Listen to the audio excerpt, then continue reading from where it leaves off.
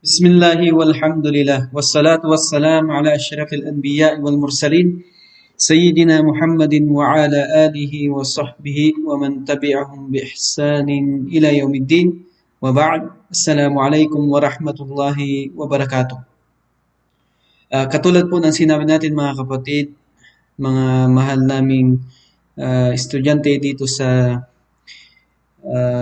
pag-aaral na ito na sa pamumuno ng Islamic Center ng Badia ay pagpapatuloy po natin yung pag-aaral natin sa wikang Arabi dito sa level 1 at tayo po ngayon ay nasa mga patinig. Okay? Ito po yung mga vowels na kung saan makikita po natin ang mga ito sa itaas ng letra o kaya naman sa ibaba ng letra. At ito po ay may mga uri na kung saan mababasa natin yung letra ng Arabic kapag nakita natin ang mga ito. So, mayroon siyang mga iba't ibang uri ng pagbasa. Okay? So, ang unang patinig na kukunin natin ay yung tinatawag na fatha. Okay? So, ang fatha ay makikita po ninyo na may isusulat siyang ganito na guhit na pahalang na pa-slide siya na nasa itaas ng letra. Okay? Binibigkas ito katumbas ng letrang A. Okay? Yung pagbigkas sa kanya, ito ay katumbas ng letra ng A. Okay? Tinatawag itong fatha. Ang ibig sabihin kasi ng fatha ay bukas. Okay? Bukas siya, bukas. Bakit siya tinawag na fatha? Dahil binubuksan mo ang iyong bibig kapag binibigkas mo ang letrang may patinig na fatha. Pag binigkas mo kasi ang letra na may patinig na fatha, binubukas mo ang iyong bibig. Okay? Binubukas mo ang iyong bibig para bigkasin itong vowel na ito na fatha. Okay? So, bukas siya. So, ang ibig sabihin ng fatha ay bukas sa wikang Arabic. Okay? So, halimbawa po nito, sa letra ng alif, okay, makikita mo natin dito, meron siyang vowel o patinig na fatha. So, ang katumbas niyan ay A. Okay? A. Sunod na letra, Ba. Sunod na letra, Ta. Sunod na letra, Sa. Sunod na letra, Ja. Ha. Kha. Okay? Da. Da. Ra. Za. Sa. Sha. Sa. Okay? Da. Ta. Da. A. Ga. Fa. Qa. Ka. La. Ma. Na. Ha. Wa. Ya. Okay? So, i-practice lang po natin yun na basahin. Okay? Yun po ang patinig na fatha. Okay? Yun po ang patinig na fatha. Bibig sabihin, katumbas niya ay A. Kaya nga ang pagbasa dito, A, Ba, Ta, Sa, Ja, Ha, Kha, hanggang sa huli. Okay? So, ang ano lang natin dito, syempre yung naituro po natin yung kung saan lumalabas itong mga letra na ito sa ating bunganga. Okay? Merong, sabi natin, merong lumalabas dito sa may lalamunan, ganoon din sa dila, ganoon din sa labas ng sa ngipin. Okay? So, meron siyang mga iba't ibang lugar na kung saan dito sa bunganga na kung saan binibigkas itong mga letra na ito. Ganon din po yung pagbigkas niya. Kaso nga lang, binibigkas natin ito ng may vowel na. Okay? Ng may vowel na o kaya patinig. Okay? So may maikling pagsusulit dito, basahin ang mga sumusunod na letra mula kanan pa kaliwa at ipadala sa akin ang inyong boses ng pagbasa nito. Okay? So, basahin po ninyo ito. Ito ay sa inyo na, okay? Hindi ko nababanggitin. At mula sa kanan pa kaliwa, babasahin nyo siya, tapos ipadala nyo sa akin. Okay? Yun po ang unang pagsusulit. Okay? So, bali tatlong pagsusulit po ito. Okay? So, nasa inyo po kung ano yung kukunin ninyo dito sa una, itong unang pagsusulit, o kaya sa pangalawa, pangatlo, ganun. Okay? Ito po yung una. Okay? Pangalawa, ito yung pangalawang pagsusulit. Okay? Pagdugtungin ang mga magkakaparehas na letra. So, dito, para inshallah kung ano yung kaparehas ng mga letra na iyan, pagdugtungin ninyo, isulat ninyo sa papel, tapos pagdugtungin ninyo para ma-difference natin kung ano yung mga pagkakaiba ng mga letra. Okay? So, ano yung magkakaparehas, ganyan, pwedeng yung letra, parehas na naisulat, pero magkaiba pala ng tuldok, ganun. So, ito ay pag-aaral sa inyo para makilala natin ng tama kung ano yung magkakaparehas na letra. Yan po yung number 2. Okay? Nasa inyo po kung ano yung kukunin nyo, number 1 o kaya number 2. So, dito po tayo sa kasra. Okay? Ito po yung pangalawang patinig, kasra. Okay? Naisusulat po yan sa ibaba, makikita ninyo, napahalang siya, na pa-slide. Okay? Pa-slide siyang ganun. Yan po ang tinatawag na kasra. Ito ay nakalagay sa ibaba ng letra. Okay? So, nilalagay siya sa ibaba ng letra. At tinawag itong kasra dahil binababa mo ang iyong ibabang labi sa pagbasa nito. Ibabang labi sa pagbasa nito. So, bali ito po, yung labi natin, dalawa, itaas at saka ibaba. So, dito po yung kasra. Kapag binibigkas natin, ito yung bumubuka pababa. Pababa siya. Bumababa, ganun. Okay? So, maghalimbawa tayo. Halimbawa, itong I. Okay? Itong alif. Okay? So, pagbasahin natin, I. Tingnan nyo. I. So, bumababa yung ibabang bahagi ng bibig natin. I. Okay? B. Okay? T. C. Okay? G. H. H. Okay? Medyo mas, makikita natin na medyo mas mahirap na bigkasin, no? Kasi nga, yung parte nito, yung ibabang bahagi ng ating labi. Okay? D. Okay? Z. R. Z. C. She. Okay? C. D. Okay? T. V. I. R. F. Q. Q. L. M. N. I. W. Y. Okay, so ito po yung tinatawag nating kasra. So makikita po natin siya sa ibaba ng letra at yung pagbigkas sa kanya, ibinababa natin yung ibabang bahagi ng ating labi. Okay, para mabasa natin siya ng tama. At makikita ninyo na naka-smile. Okay?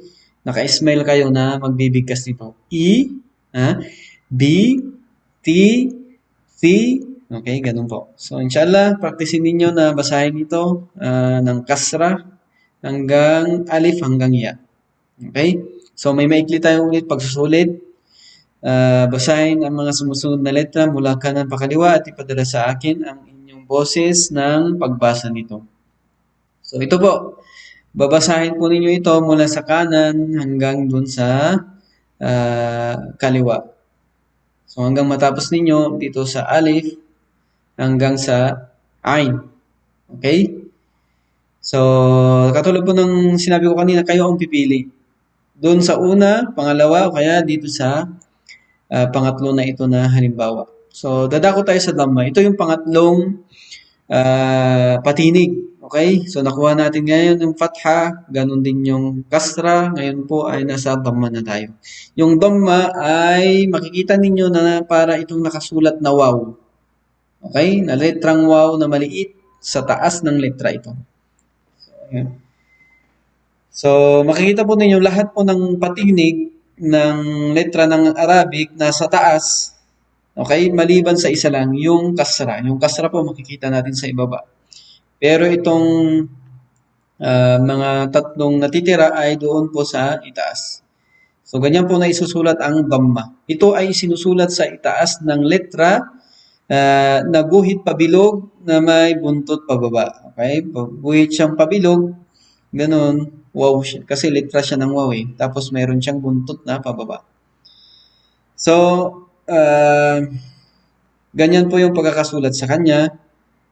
Mayroon pong ibang, inshallah, may demonstrate natin dito yung iba pang pagkakasulat sa kanya ng sa ibang paraan ng pagsusulat. Okay? Na Dhamma rin siya.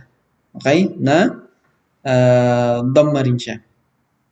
Ito ay sinusulat sa itaas ng letra na guhit pabilog na may buntot pababa. Tinatawag itong Dhamma dahil kapag binibigkas ito ay bumibilog ang iyong bibig. So kapag binibigkas kasi natin ang Dhamma, bumibilog ito ang bibig natin. Okay? So kaiba sa kasra kasi yung kasra, pababa naman yung ibabang bahagi ng ating labi. Okay? Yung fatha, bumubukas lang siya. Okay? Pero itong Dhamma ay pabilog. Okay? Bumibilog yung bibig mo. Bumibilog yung bibig mo. So, halimbawa, ito. So, yung katumbas niya ay U. Okay? Katumbas niya pala ay U. Okay? Katumbas niya ay U. Ngayon, dito po, halimbawa itong U. Okay? U siya. Yung alif, binabasa ng U. Tingnan nyo, bumilog ang ating bibig, di ba? U. U. Ito, Bu. Okay? Tu, Su, Ju, Hu, Khu, Du, Zu, Ru, Zu, Su, Su, Shu, Su. Diba? So, itong sin at saka sod, okay? Itong sin at saka sod, kailangan po natin praktisin yan. Kasi nga, minsan yung sin nagiging sod o yung sod nagiging sin. So, may mga ano sa atin, talagang nahihirapan dito sa bandang ito. Sa sin at saka sa sod. So, katulad na sinabi natin, pabilog siya, pero hindi siya masyadong mabigat na bigkasin kapag sin. Okay? So, ganun lang. So. Samantalang kapag sod, sod. Okay? So. So, mabigat siya na sin. Okay? Sod. Okay? So. So, so. So, so. Ganyan siya. Ito, bu. So sabi natin kapag binibigkas ang dot dito sa yung gilid ng dila natin ay dumidikit doon sa itaas na bahagi ng ngipin natin sa gilid.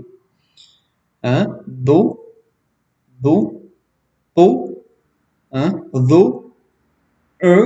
u, gu, hu, ku, ku. Okay, ito rin. Ku at saka ku. Ku, mabigat itong cough kasi cough ito eh. Ku, ku. Ku, ku. So, magaan lang na cough itong pagbigkas natin ng ku. Okay? Pero ito, ku, mabilog siya na mabigat. Samantalang ito, bilog siya pero hindi siya mabigat. Ku. Lu, mu, nu, hu, wu, yu. So, ganun po. So, ganun siya binibigkas, katumbas siya ng letrang U. So, practice lang po natin ang pagbigkas ng mga letra na ito, inshallah. So, ito yung pang-apat ng pagsusulit, maikling pagsusulit, basahin ang mga sumusunod na letra mula kanan pa kaliwa at ipadala sa akin ang inyong boses ng pagbasa nito. So, maikling pagsusulit, basahin din natin katulad ng nauna, okay? Mula kanan pa kaliwa. Okay? So, makikita po ninyo dito, nandito na lahat yung vowel na tatlo. Okay? So, kung ito po yung pinili ninyo, mas mainam. Para, inshallah, makita natin kung talagang naintindihan ninyo yung mga vowels na tatlo na ito, yung fatha, kasra, o kaya dhamma. So, okay na po. Kapag ito yung pinili ninyo, mas mainam. Okay? So, kahit na hindi nyo pinili yung una, pangalawa, pangatlo, pang-apat, pangatlo, kung pinili niyo itong pang-apat na ito ay okay na, no? So, mas mainam kasi nandito na pala yung mga tatlong vowel na yan. Okay? So, dito, panghuli ay kukunin natin itong panghuling vowel na tinatawag na sukun. So, itong sukun, makikita ninyo ito na bilog sa taas ng letra. Sabi natin, tatlo yung letra na sinusulat sa taas. Ano yung mga yon? Yung fatha, kasra, fatha, dhamma, okay? Tsaka, sukun. Ito na po yung pangatlo. Okay? Sinusulat siya sa itaas. Samantalang yung kasra sa ibaba siya. Okay? Sukun ito, bilog na nilalagay sa taas ng letra at tinatawag itong sukun kasi, ang ibig sabihin kasi ng sukun, pagtigil. Dahil titigil ka sa letrang ito. So, ibig sabihin, titigil ka sa letrang ito, hindi mo na siya babasahin ng buo. Ibig sabihin, mababasa mo lang yung maliit na parte lang ng letra na ito. Pero hindi ka na susobra doon. So, titigil ka lang doon, hindi mo na itutuloy yung pagbasa. At tinawag din itong mga letra na, kaya tinawag itong letra na tulog. Ibig sabihin, kasi, tinawag itong letra na tulog kasi nga, wala talaga siyang, wala talaga siyang, hindi siya mabibigkas maliban na lang kapag mayroong letra na sumunod sa kanya. Okay? Mayroong letra na sinundan niya. Okay? So, hindi mababasa ang sukun kapag walang letra na sinundan niya. Okay? Pag walang letra na sinundan niya. So, may paalala dito, hindi pwedeng mag-umpisa ang salita ng wikang Arabi na ang patinig ay sukun. So, tandaan niyo po yun. Okay? Hindi siya pwedeng mag-umpisa, okay, ang sukun na patinig sa wikang Arabic. So, kailangan itong sukun na ito, meron siyang sinusundan na letra na nauna sa kanya. Okay? So, yun po yung pagbibigay ng halimbawa nito. Okay? Kaya nga siya tulog eh.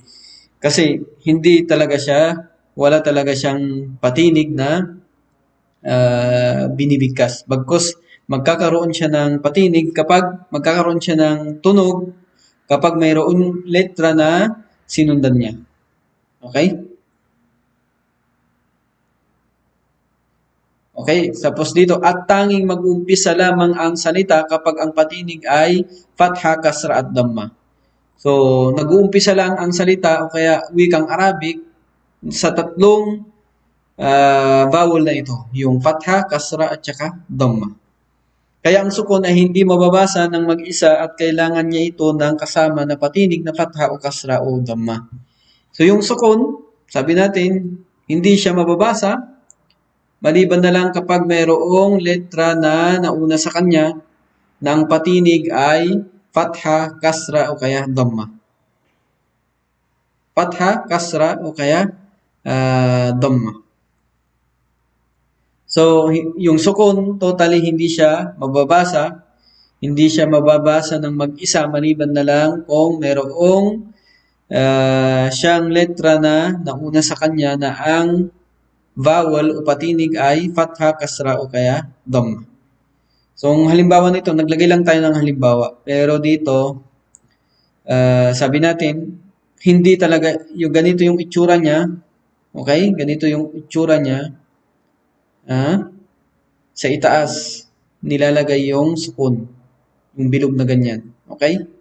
Yung bilog na ganyan. Okay? So, yan. Alif. Yan yung ba. Okay? Hanggang ya. Okay? Dito tayo sa pangalawang halimbawa. Dito, sabi natin, okay? Yung alif, ang vowel niya, patinig niya ay Dhamma, di ba? So, ang pagbigkas niya, U. Okay? Tapos, yung mim, sukun siya. So, ang pagbasa dito, So, ganun lang, um. So, titigil ka dun sa mim. At yung mim, hindi mo bibigkasin ng buo. Ibig sabihin, para ka lang bumigkas ng maliit na parte nito. Okay? Okay?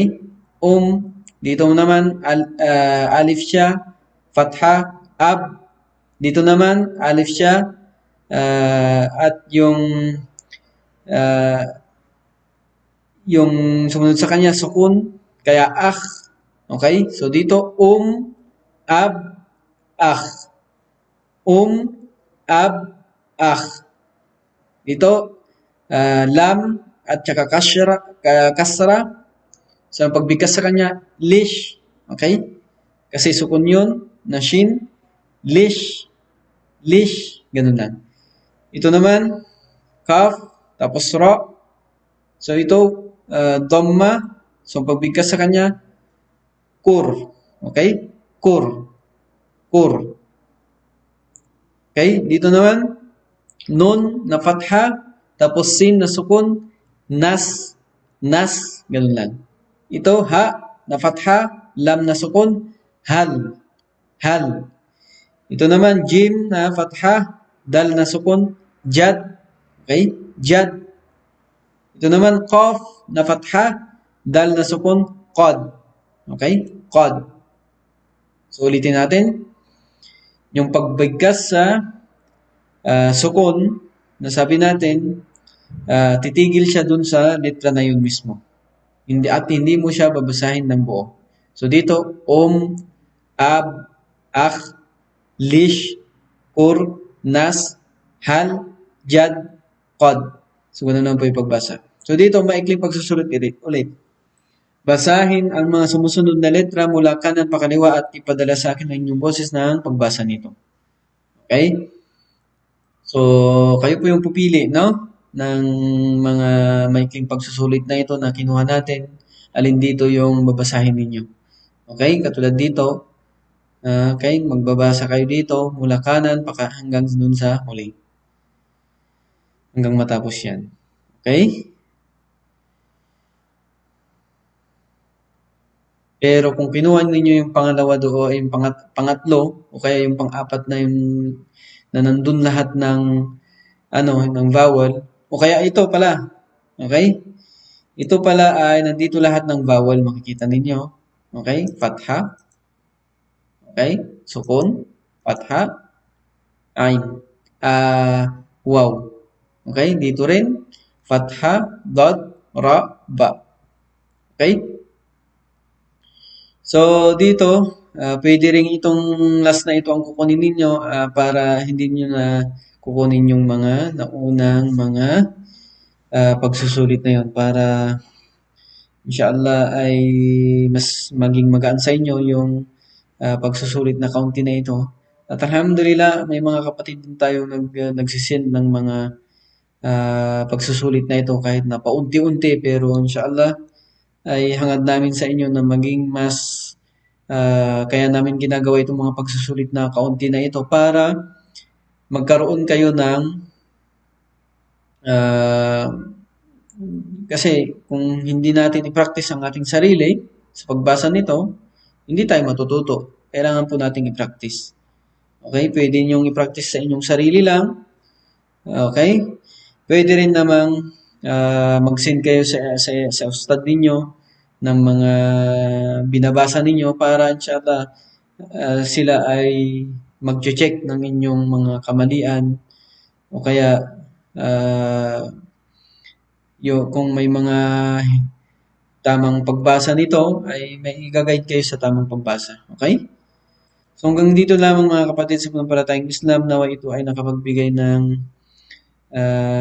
kaunti sa atin na aral ukol sa wikang Arabic at ito ay paunti-unti inshallah. Hindi natin kailangan ng pangmabilisan na pag-aaral pero hindi naman natin naunawaan.